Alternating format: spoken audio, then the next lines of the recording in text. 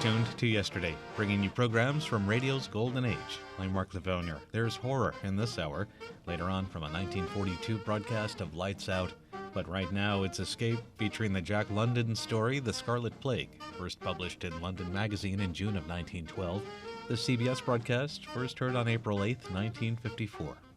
Tired of the everyday grind? Ever dream of a life of romantic adventure? Want to get away from it all? We offer you Escape.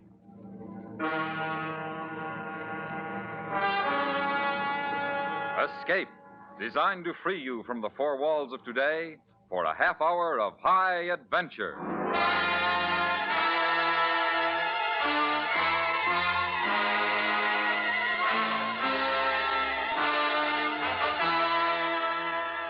You are alone in a world of decay and desolation, looking down on what was once a great city, while coming slowly to meet you, her hand stretched out in greeting to you, is a beautiful girl whose very existence may be the cause of your death. Listen now as Escape brings you Jack London's classic novel, The Scarlet Plague.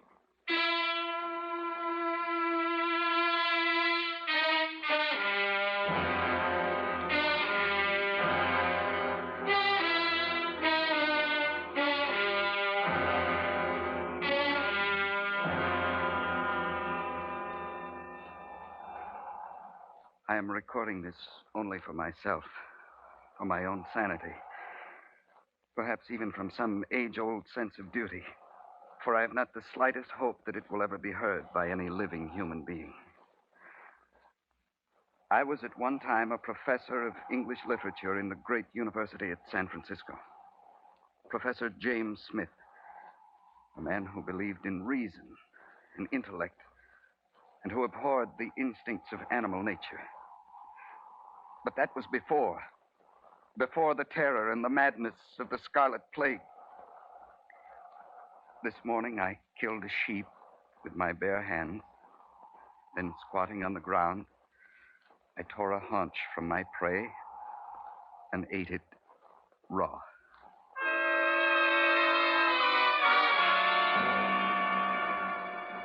It began simply on a Monday morning, as I recall. I was having breakfast at the counter in the campus cafeteria with Bill Dombey of the physiology department. He was glancing over the front page of the morning paper. I don't know why I do it, Jim. Do what? Buy a paper every morning. Nothing changes but the date. Senator so-and-so back in Washington after whirlwind tour, love nest killing in Omaha, new bomb test at Eniwetok scheduled for the... What's that item down at the bottom? Where? Down the corner. New York fights Scarlet Plague. Some news reporter's pipe dream, I suppose. 9 persons have died since last evening of a strange malady which has left doctors at Manhattan hospitals admittedly baffled. The disease, if it is a disease, strikes without warning and slays its victim in less than an hour. Apparently, the first symptoms are a feeling of well-being and lightheadedness, accompanied by a slight rise in temperature. A few minutes later, a fiery red rash appears on the hands and face and spreads rapidly over the entire body. Within 10 to 30 minutes, the victim goes into coma and dies. Ridiculous. There's no disease that acts like that. It's food poisoning, something of that sort. Please, Bill, I'm eating. Medical authorities are unanimously agreed, however, that no general danger exists and that there is no cause for public concern or alarm, which is double talk, for we don't know what it is yet. What about a mutation? Mutation of what? Well, how do I know? You're the physiologist. Oh, you're talking about those scare stories, I suppose. Harmless virus or bacteria mutates and throws down some new deadly type. Antibiotics won't touch it. Medical science helpless. 1 million people wiped out overnight. It's a possibility, isn't it? Oh, Jim, bacteria strains are always mutating. And usually the mutation is less harmful than the parent. That idea's been overworked for years. Pass the cream, please. No. Bill? Is it a possibility or not? Yes, it's a possibility.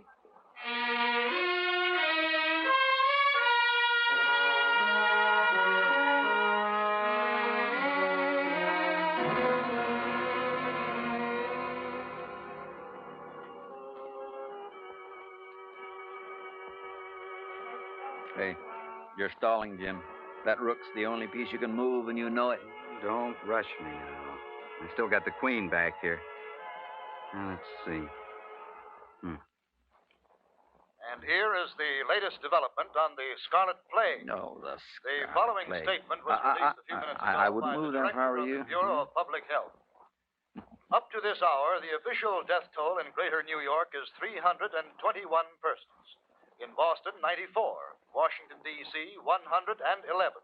Chicago, 181. Medical Spreading men like throughout the wildfire. nation are working around the clock. It is expected momentarily that the causative agent of the disease will be isolated and an effective treatment prescribed. Meanwhile, stay home and stay calm. We return you now to dance time.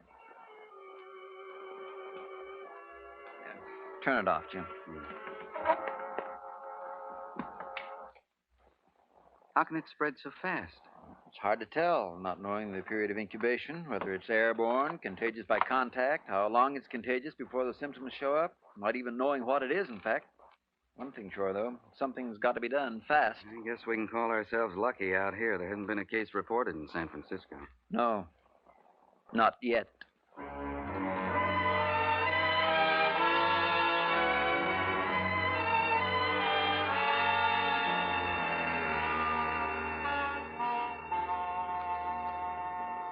When all the breathers of this world are dead, you still shall live. Such virtue hath my pen, where breath most breathes, even in the mouths of men. Now, I did not choose this particular sonnet because of possible contemporary suitability, but because it does, I think, best keynote the transitional phase that later appears in the philosophies and the poetic. Is something wrong back there? Mrs. Smith! Yes, what's the trouble, Miss Look at Baxter? his face. It's the Scarlet Plague! Oh, now wait. Morley, Everett, wait and give me a hand here.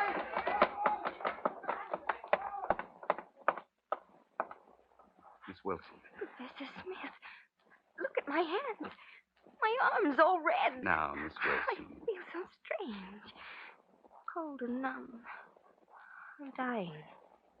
Everyone who gets it dies. I'm only 19 and I'm dying. There. When all breathers of this world are dead, you...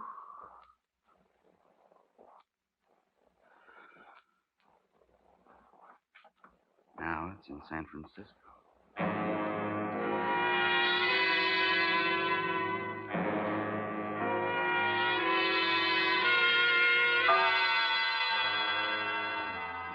I sat for a long time in the empty classroom, paralyzed by shock, by a strange fear I'd never felt before, the fear of the unknown.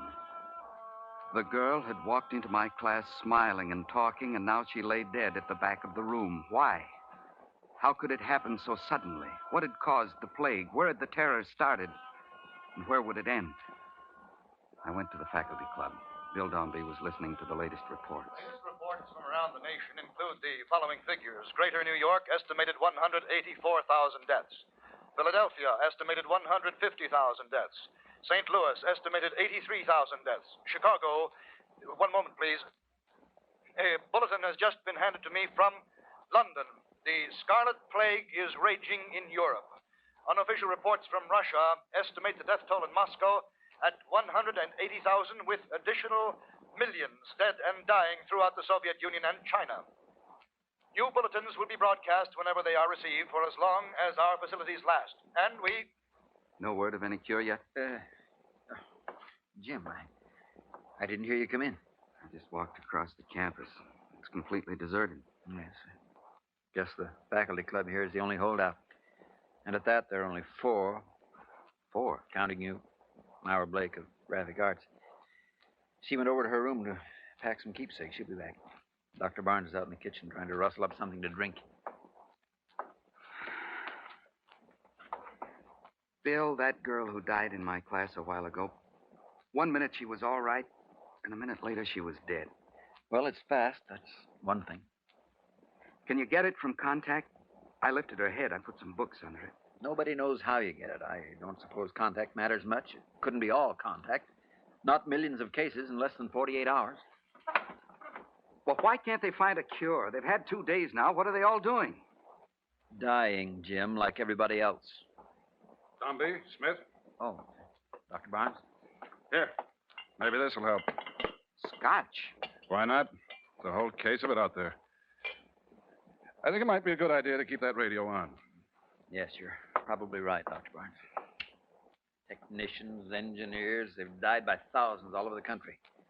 How much longer can services like radio, telephones, Issued a few transportation... minutes ago.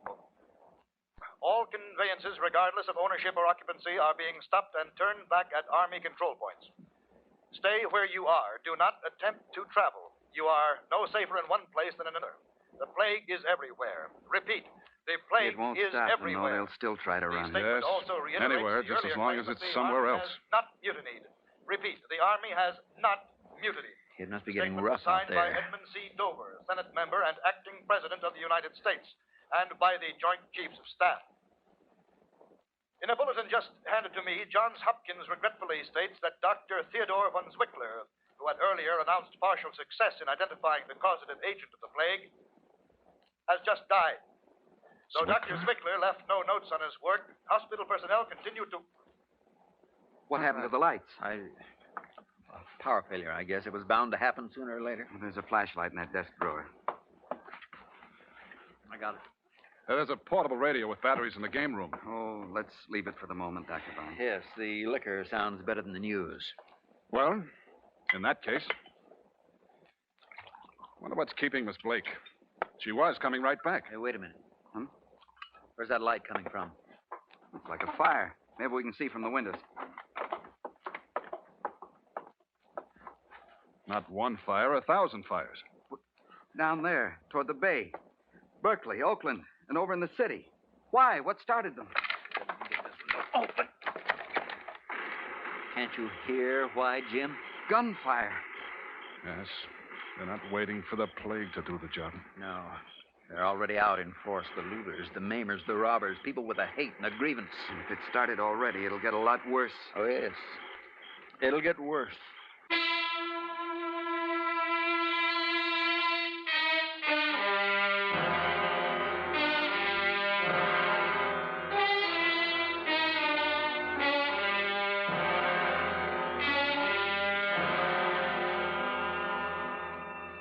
We stood at the window of the faculty club, looking out across the campus, down over the hills toward the bay, where fires lit up the growing night, and where even fiercer fires of greed and lust and hate burned in hearts that were beating their last hours or even seconds of life in this world.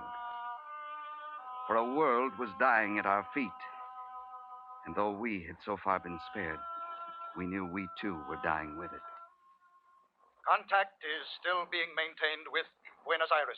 And since London overseas went silent a few minutes ago, this is now our only contact outside continental North America. It makes you know you're We are alone. at present able Really to maintain alone. contact Yes, it with does. only 2 stations in this country, Washington and Chicago. The West Coast has been silent for some 30 minutes, and we do not know whether we are being heard there at this time. Oh, this is unbelievable. At A the moment, we crazy are waiting dream. for word It from can't be Washington happening. naming the new president of the United States to replace Edmund C. Dover, who died on the Senate platform while attempting to conduct... Yeah. What's the use? Well, are we still agreed on leaving? We must. If by some miracle we do survive, we'll be out of food here in 3 days. And tonight may be the last chance to find any. They're probably looting every store in the Bay Area. Grocery stores, liquor stores, jewelers, fur shops. More the reason to get started now, then. Right. If we can make 3 or 4 trips with the station wagon tonight, we ought to be set here for quite a while. What about those pistols, Dr. Barnes? You said there were a couple in the safe. Yes, I'll get them. Funny how things are changing. He was chancellor of this university. Now he's foraging for food. Yes, well, I'll gas up the station wagon and get it over here so we can... Is anybody here? Well, Jim, turn that flashlight on the door. Myra. Jim, thank heaven you're still here. Oh, Dr. Barnes was worried about you, Myra. He just went into the other room. I'll tell him you're here. All right, Jim. I was afraid there might not be anybody here. I was hurrying to get back, and I caught my heel on the edge of the walk and fell. I think I hit my head. Tripped and fell, the whole world dying, and you trip and fall. I guess it is funny. Myra? Bill. What is it? What's wrong? Dr. Barnes is lying just outside. Dead. Plague? Yes. But he got the pistols. Here, Thanks. Do you know how to use one of these, Jim? in a general way.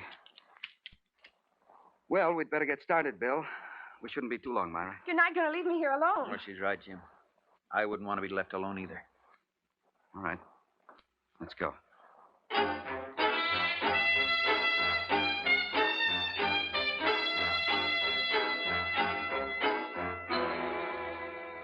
We tried the Oakland docks first, the big food warehouses along the railroad tracks. It was a dead end. From a mile away, we could see the blaze towering into the night sky. The whole dock area was in flames. We swung the station wagon back onto the ramp and headed across the Bay Bridge toward the city itself, fighting our way in and out of the jumbled traffic and the terrified crowds on foot, turning and twisting among the dead and dying. We'd better go back, Bill. This is getting worse every block. Yeah, I know. I'm trying to get a chance to turn around. There's an alley there by the hotel. Maybe you can edge in there. It's worth a try anyway. Look out, Bill! Hey, watch who you're bumping into.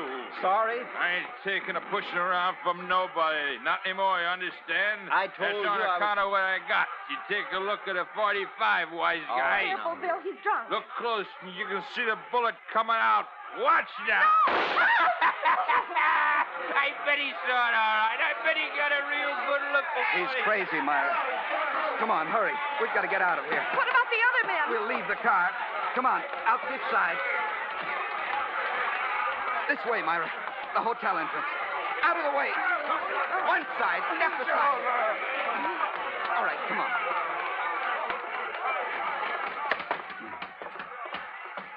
What can we do, Jim? They saw us come in. They'll be after us any second. The stairway there, next to the elevators. Hurry, Myra.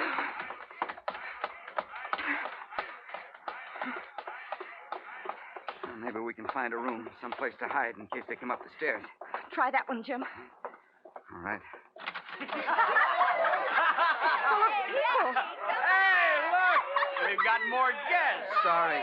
Come on in and live. That's what all of us are doing. Living while we're dying. A party. Come on in. We got plenty to eat, plenty to drink. 50 pounds of diamonds, tons of money, lots of women, and not a worry in the world. Come on, Myra, let's go. Sore heads? Come on, Lily, open another bottle. Jim, where can we go?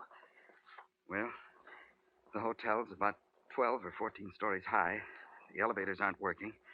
I doubt if anybody'd bother us on one of the top floors. They wouldn't have any reason to climb up there.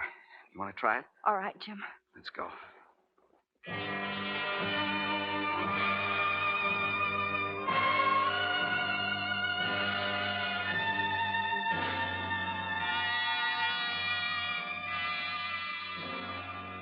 For 5 days, we stayed on the top floor of the hotel, and no one came up to bother us.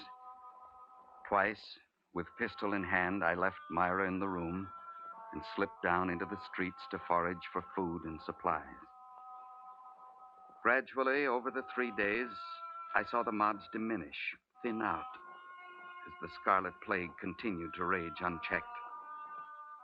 Then finally, on the morning of the 6th day, I brought Myra down from the room to see what had happened to the city. There's not a person in sight, Jim. No one but us. Not another living soul as far as you can see.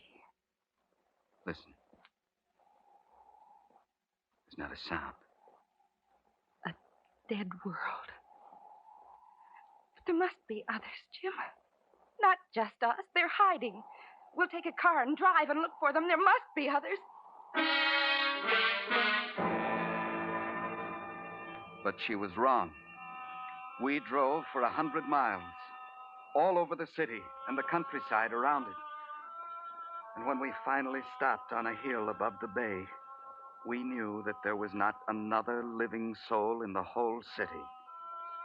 We were the only human beings left alive in San Francisco. And most likely the only ones in the entire world. But why, Jim? Why us and no one else? I don't know why. I don't know why any of this. It's just too vast to begin to comprehend. But we're alive. That's the only thing that's certain. We're both alive. To be alone, to be the only living human in the world, would mean terror. Absolute terror and insanity. I feel guilty somehow. Being alive when everyone else is dead. There can't be any guilt when you don't have a choice. It was nothing we did. And besides, Myra, don't you see what it means? Since we've been spared, mankind itself has been spared, and civilization. We'll have children. We'll teach them. See that they remember and pass on the greatness of the past. Yes. Oh, yes. Together. Together we can do it. We can give mankind another chance. You and I, Myra. We can keep it from being lost forever. Together, everything is different. There's a new hope, something to live for and work for. And we... What's wrong, Jim? Myra, What? your face. It's turning scarlet.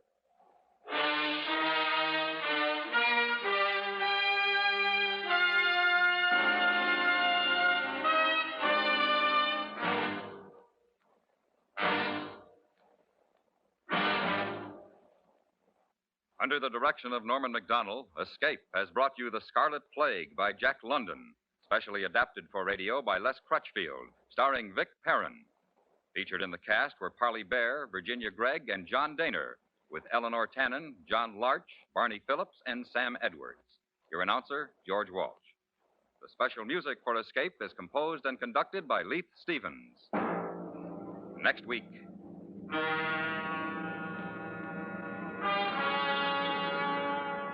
You are standing in the bedroom of an English inn.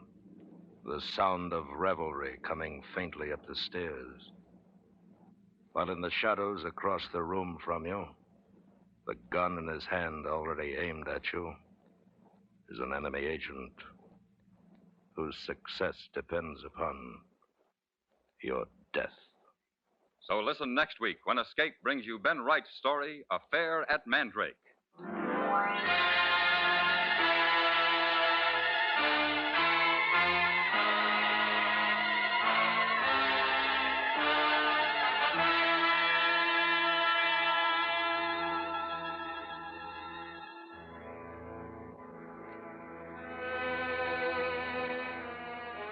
Every Saturday evening at the Star's Address, enjoy William Conrad as Marshal Matt Dillon in Gunsmoke. It's a drama of the frontier of America in the 1870s. Authentic, dramatic, and full of the lore that made the American cowboy a part of our national heritage. Remember Gunsmoke, Saturday night. Mr. Keene, Tracer of Lost Persons, is heard Friday nights on the CBS Radio Network.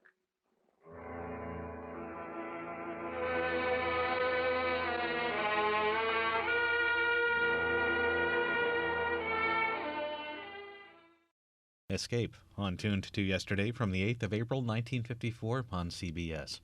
You are listening to an hour of horror on Tuned to Yesterday. I'm Mark Lavonier.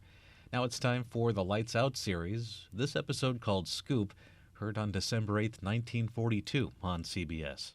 Ionized Yeast presents Lights Out. Everybody.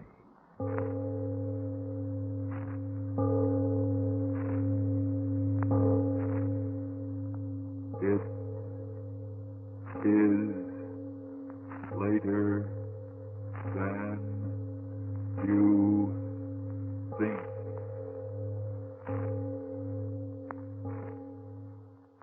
Lights Out brings you stories of the supernatural and the supernormal, dramatizing the fantasies and the mysteries of the unknown. We tell you this frankly, so if you wish to avoid the excitement and tension of these imaginative plays, we urge you, calmly but sincerely, to turn off your radio now. My name, Arch Obler. Tonight, another exciting Lights Out story for all of you who like to thrill and chill to tales of the unusual. Tonight's story happened because one rainy night I found myself stranded near an old New England graveyard.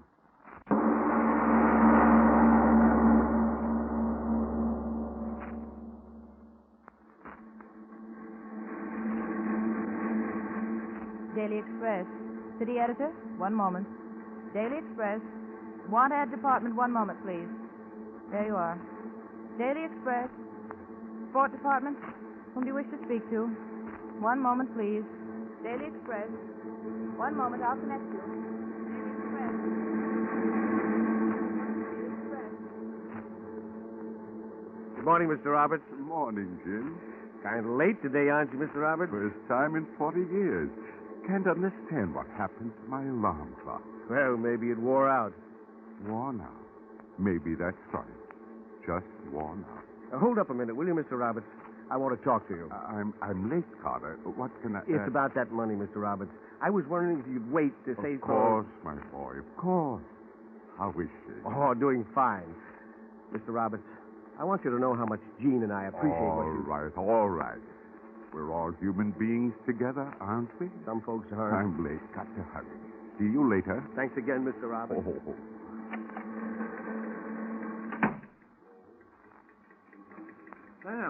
Sam Roberts. Yes, Harry. Have you heard the news? No, it was so late, didn't even look at Late? the paper. Why, it's only 2 minutes after. 2 minutes after is 2 minutes late, Harry. Sam Roberts, you're the... Oh, well. Listen, have you heard about Bridge? He's here. Eh? Bridge. Mr. Bridge, the new publisher. Oh, him. Well, that's nice. He's taking things over. Sam, you're not in the least bit interested in the fact that there's a new man on top, are you? Well, I've been here so long, and many have come and gone. But aren't you afraid of... Well, finish it, Harry. Afraid of what? Oh, forget it. That column of yours is all that matters, huh, Sam? Well, I've been doing it quite a number of years. You know, just this morning, I was thinking how fortunate a man I am. For 40 years, things have happened. Wars, peace conferences, depressions, and prosperity. And in all that time, Mr. Roberts. Someone paging you, Sam. Mr. Roberts, you wanted upstairs right away. Upstairs, Jim? Me? He said come up right away. New boss, Mr. Bridge. Mr. Bridge? Yeah, right away. He's the boss. That's not so good, Sam. What did you say? Oh, nothing. Nothing at all. You'd better get up there. Sure. Too bad I was late today. Maybe he's been waiting for me. Take the side steps, Sam. Get up there faster. Yeah, that's right. Thanks, Harry. Thanks. Good luck, Sam. Luck? Why should I need luck? Funny about that alarm clock.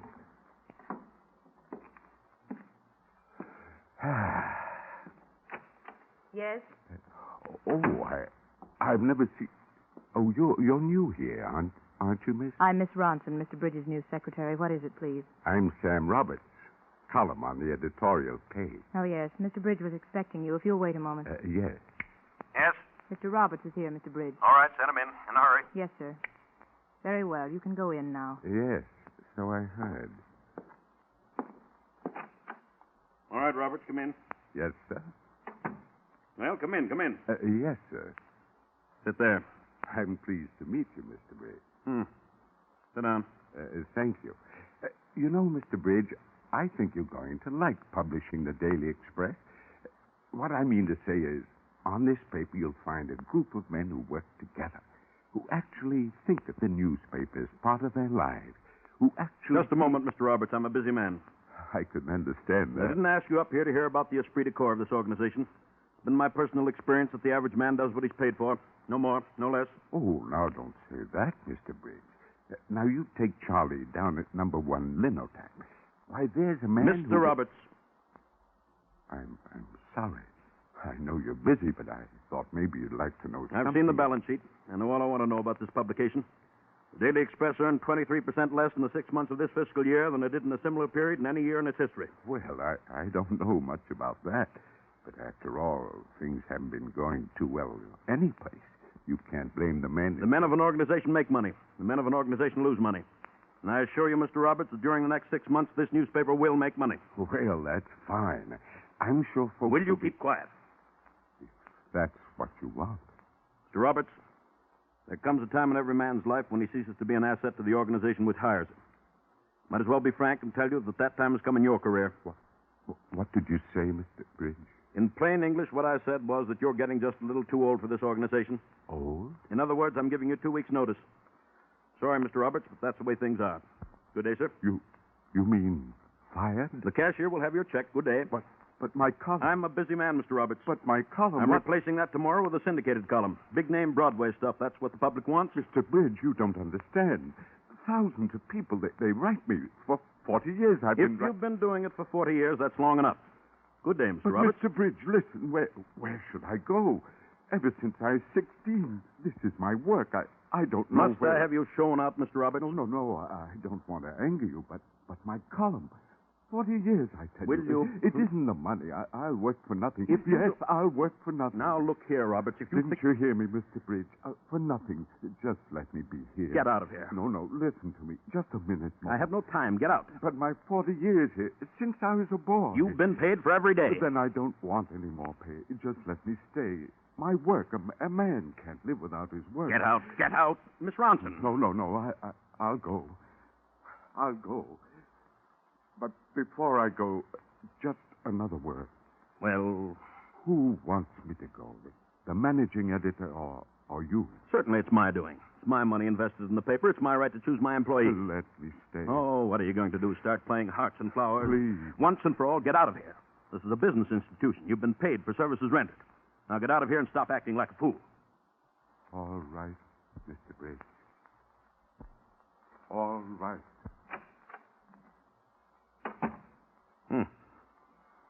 Yes, Mr. Bridge? Go ahead with the rest of them. Get them up here one at a time. Yes, Mr. Bridge. Every man in the organization over 50, understand? Yes, Mr. Bridge. Do you want me to include... What? Miss Ronson. Miss Ronson, what's the matter? Answer me. Crazy little fool screaming like that. Answer me. All right, I'll come out there and see what's the matter. Look here, Miss Ronson. Didn't you hear me? What was the idea of... Miss Ronson, what's the matter with you? The window. Lord. Window? What about the window? That old man, Mr. Roberts, Well... he just jumped out.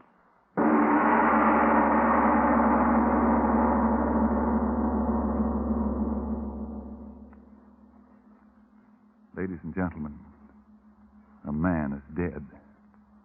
And before this death leads to the other terrors that lie ahead in this strange story, suppose we pause for a moment, relax, and take time out for a deep breath in the midst of our lights-out story. Let's take time to eavesdrop on 2 young girls. One of them is very unhappy. Lights Out. The publisher and his chauffeur are driving along a country road.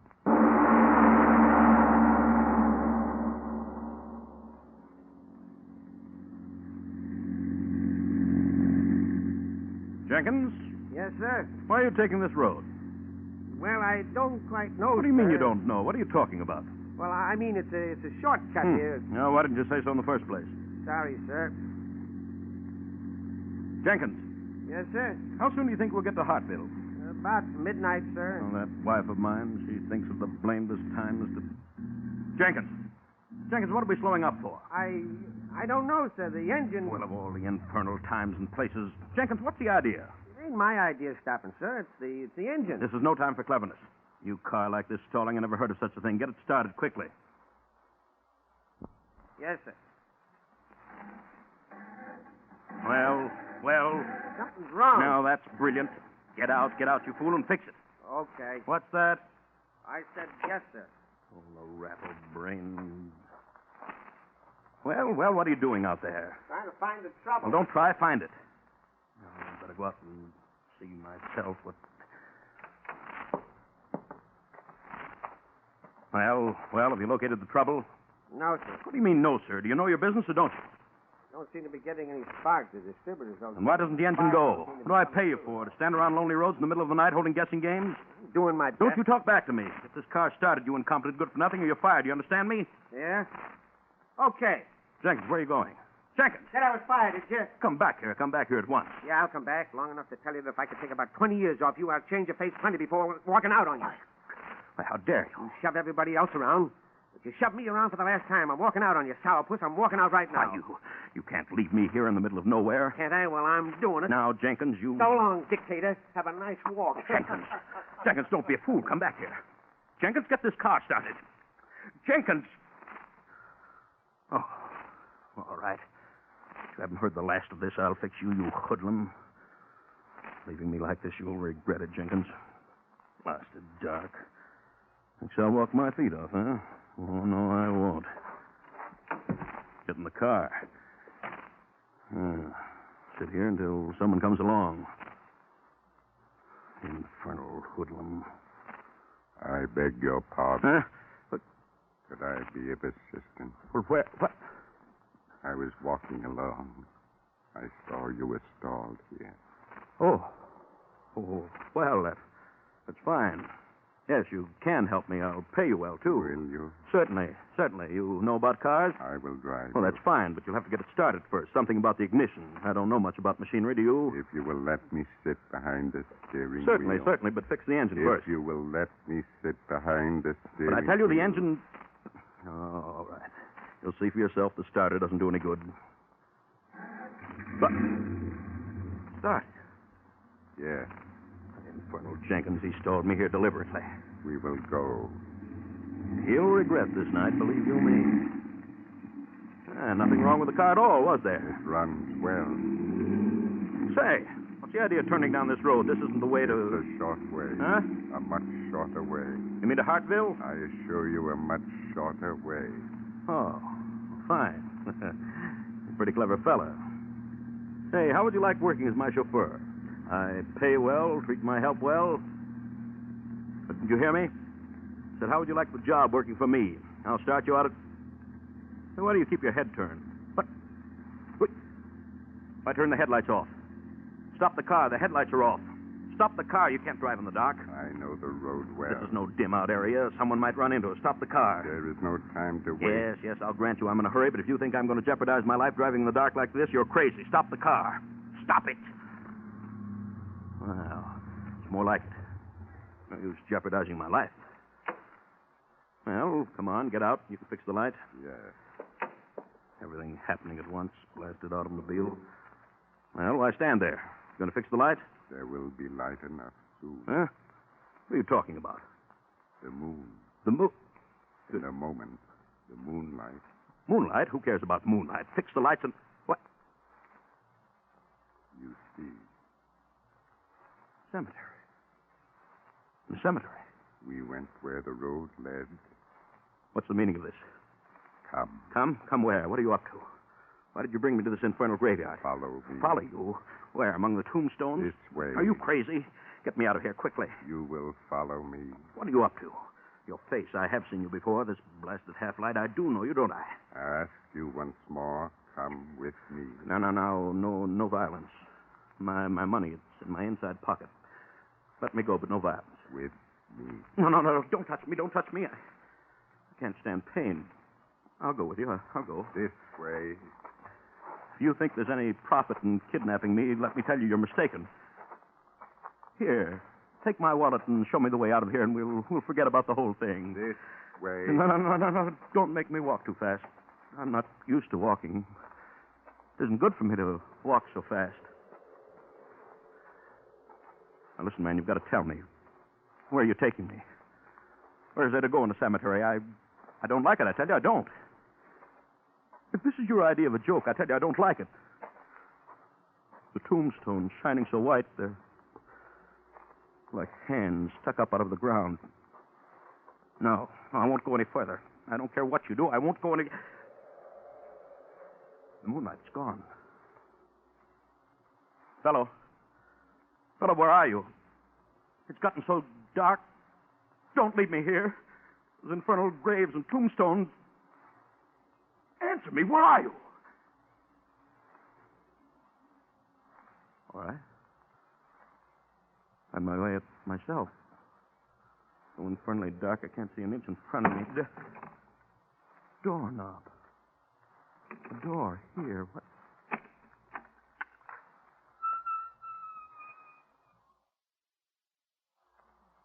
But how? What? Steps going down. I wonder what... Door! Let me out. Let me out of here. Let me out. Let me out of here. I'm here. Huh? Where? Oh. I heard you. You down there? I am here. Tell me, is that the way out? The way out. Oh. Wait for me. Wait for me. So infernally dark. Just get me out of here. Get me back in my car. Any place but out of this infernal cemetery. I'll pay you well, anything you want. Oh. There you are. What is this place? Where am I? Well, don't stand there in the shadows. Talk up. Where am I? Look about you. Infernal candlelight. What can I see? You said this was the way out. Well, lead the way. Take up the candle. All right, all right. Look at the wall alongside of you. Hold the candle high. What is this place? You see Coffins. the mausoleum of the family of Bridge. Your family. No. Look closely. The brass plate on that one. Jeremiah Bridge. Born 1802, died 1858. My grandfather. You never were here before, were you? Huh? Oh, no, of course not. I can't stand funerals and such things. Why am I here now? They lived their years. The men of the family called Bridge. They lived their years like robber barons. And then they died, and here in darkness rots their bones. What are you talking about? Who are you? Why did you bring me here? I tried to rest, yet found no rest, as long as you were living. Who are you? As long as you were living. Answer me, who are you? Take your arm away from your face and let me see. Roberts. Yes. I tried to rest. But the thought of all the men, my friends, whose hearts you'd break as you broke mine, that thought kept tearing at the dead bones of me until I thrust up out of the grave and came back for Robert, you. your face. My coffin was a poor one. Worms and maggots worked quickly. No. The dead are dead, they told me. Stay back. The dead can't walk, they told me. No closer. The dead can't talk, they told me. Stay back. And yet I walk, I talk. Back. When you took away my work, you took away my life. Back. All the years I lived, I was what they call a good man, asking so little. A place to sleep, my work to do. No, stop. I can't bear to look at you. But when you took my work and with it my life, my goodness and kindness went too. In the grave, I learned the will to kill. No, not me. You hear me? Kill. And you, the one to be No, not me. You can't kill me. Here in the place where all of your breed lie rotting, No. this is the place for you. No, stay back. I can't go any further than the wall. There's hate in me now. Hate that wants to tear the eyes that saw only profit from your head. Oh, please, no, I beg of Hate that wants to rip that fat hypocritical No, tongue from out your head. Please, not me. Hate that wants to rip the skin from off your flesh. No, stop. Dead can't kill the living. Hate can kill in life or death. No, I'll get away from you. I will. Dark again. Roberts, where are you? I can't see. Then where? Gone. Hide. I'll hide till morning. What? Box. Coffin. Empty coffin on the floor. Yes, hide in it. Climb in. Put the lid down. Yes? Never get me in here. Ghosts can't move material things. Never get me. Wait until morning, get away then. Never happened anyway. Hallucination. Man jumped out of the window. How could he live again? Air. I think air's getting bad. Open the lid and see if he's gone. Can't budge it. He's sitting on it. Robert's holding it tight. Get off. Get off. The air, I'll suffocate. Get off. Robert, get off.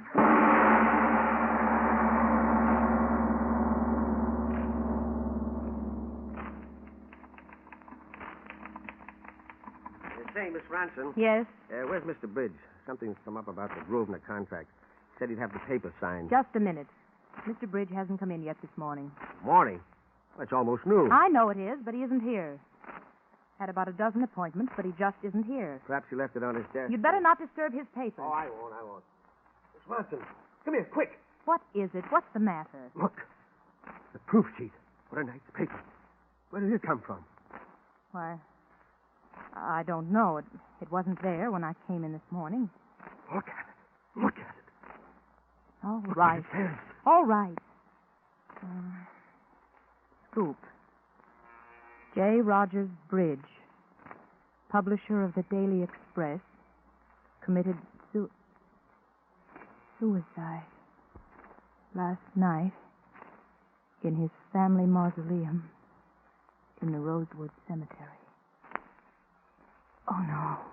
And look at the signature. It's signed Roberts. Robert. Oh, but he's the old man who jumped out of the window. Wait. Look. The message. Printed on... Oh, no. Printed on what? Tell me. On a piece of human skin.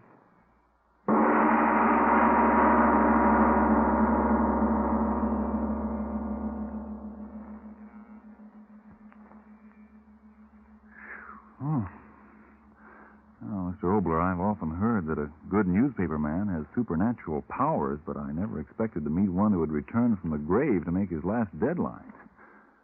Oh, by the way, that brings up something I've been meaning to ask you. What's that, Frank? Do you think that under some circumstances a person might return from the dead?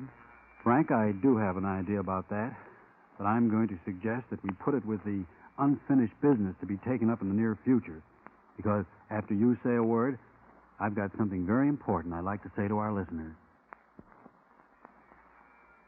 Iron Eyes, and look for the big letters IY on the package and on each tablet. Now, Arch Obler with a serious message for every American. Ladies and gentlemen, a few weeks ago on another network, I started a game. Perhaps you heard about it. It's called They're Here for Me. It's a very simple game. You sit where you are and you think, the Japs, the Nazis, they're here for me. Not for someone in the newspaper or someone in a town halfway across the world or someone I don't even know in this neighborhood or even for my neighbor next door, but for me. For me. Yeah, a smirking little Jap is standing at the door. He's there for you, not in the headlines, not just an idea, but actually there for you. It can't happen, you know. 3 million dead in Europe attest to that fact. Now, even if the words such as duty to one's fellow man and patriotism and a better world to come and all that sort of thing may not mean much to you, out of self-interest, these words should. They're here for me. Think about that Jap or that Nazi waiting for you. And then remember that every war-saving stamp and every war bond that you buy is a bullet or a bomb or a tank or an airplane between you personally and the horror of a Jap-Nazi world.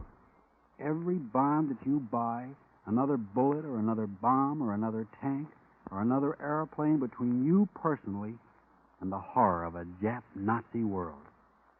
Tell your employer to start taking that 10% out of your pay, starting right now. Lights Out will come to you again next Tuesday at this same time. Be sure to listen to Arch Oboler's chilling story of Knock at the Door. And if you need more vitamin B and iron, be sure to try Ironized Yeast, the one and only Ironized Yeast, with the big letters IY on the package and on each tablet. It is later than you think. Ever hear of a substitute for new clothes? You may want one someday now that many clothing materials are becoming harder to get. So take care of your present clothes and let Energine cleaning fluid help you do it. Energine removes little grease spots that are the favorite feeding place of moths, grease spots that make your clothes look worn, run down, old before their time. And Energine removes those grease spots easily. Simple directions are right on the Energine container. Get some tomorrow and start getting more satisfactory wear from your clothes by keeping them free of grease spots with Energine cleaning fluid. This is the Columbia Broadcasting System.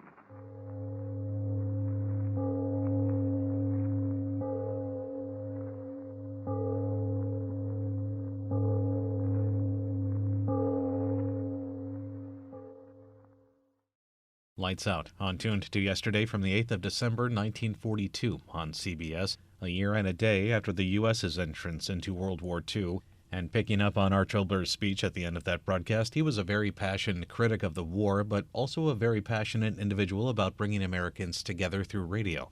Not only on the edge of their seat, but also with the series in that year called Plays for Americans, which were dramas of life on the home front, and also a special broadcast produced about a week earlier than the one we just heard called To the President, and the story Miracle in 3B, a tale about a woman who could actually stop World War II but did not. Betty Davis was the host. And that brings to a close this hour of horror on Tuned to Yesterday. Be with us again for more great programs from radio's past. Until our next hour together, I'm Mark Lavonier. Thanks for listening.